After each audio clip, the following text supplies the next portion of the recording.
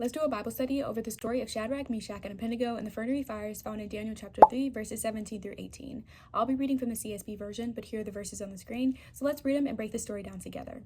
And verse 17 reads, "If the God we serve exists, then he can rescue us from the furnace of blazing fire, and he can rescue us from the power of you, the king. But even if he does not rescue us, we want you as king to know that we will not serve your gods or worship the gold statue you set up."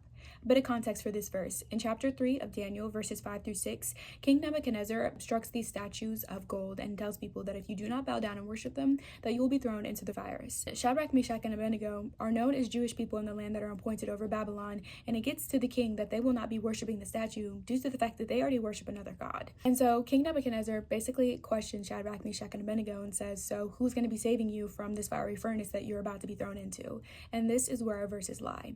So verse 17, they say, "If the God we serve exists, then he can rescue us from the furnace of the blazing fire." Other translations say, "If our God whom we serve is able to rescue us, he will save us from the blazing hot furnace and from your power." Basically saying that if God saves us, we will be protected from your power. But in continuation of verse 18, they say, "But even if he does not rescue us, we want you as king to know that we will not serve your gods or worship the gold statue you set up." So basically they're saying that they can't be bought by an incentive of whether God saves them or not.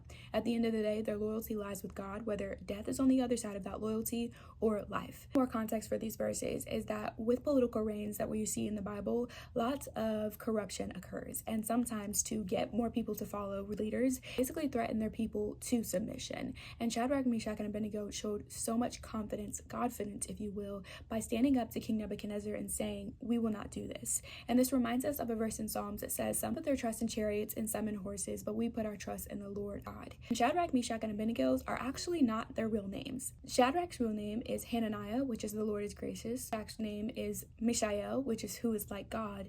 And Abednego's name is the Lord helps. I feel like you can see that there is no one like God, that the Lord is gracious, and that the Lord helps within the story of Shadrach, Meshach, and Abednego. So that was today's Bible study.